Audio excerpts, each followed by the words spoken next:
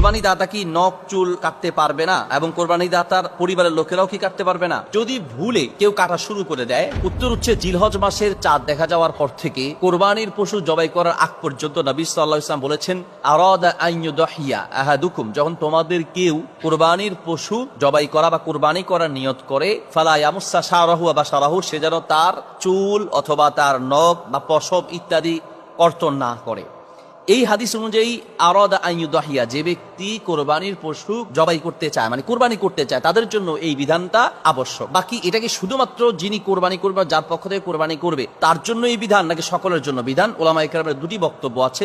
এক পক্ষের ওলামারা বলেন যে এটা শুধুমাত্র যিনি কোরবানি করবেন তার জন্য এই বিধান প্রযোজ্য, আর এক পক্ষের ওলামায়ে কেরাম বলে যে না, এটা হাজিদের সাথে একটা মিল রাখার জন্য সকলে আমলটি করা উচিত। দুই পক্ষের ওলামাদের বক্তব্য মিলে আমরা বলতে পারি, যিনি কোরবানি করবেন বা যার পক্ষ থেকে কোরবানি করা হবে, তিনি তো অবশ্যই নিজের পশম, চুল এবং নখ ইত্যাদি কাটা থেকে বিরত থাকবেন। পাশাপাশি যারা বা যাদের পক্ষ থেকে কোরবানি করা হবে না, তাদের উচিত হচ্ছে এই কাজ থেকে বিরত থাকা।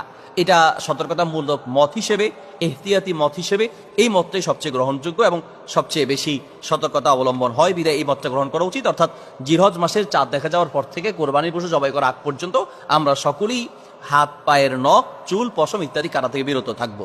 যদি ভুলে কেউ কাটা শুরু করে দেয়, যখনই স্মরণ আসবে তখনই কাটা থেকে বিরত থাকতে হবে। একটা আঙ্গুল কেটে ফেলছে, নখ, কথার কথা অনেক সময় এরকম হয় যে অন্যান্য সময় কাটতে গিয়ে যেহেতু ওখানে একটু লম্বা হয়ে যাচ্ছে, মোচ একটু লম্বা হয়ে গেছে বা অন্যান্য পশম একটু লম্বা হয়ে গিয়েছে, তো সেই ভুলে কাটা শুরু করেছে।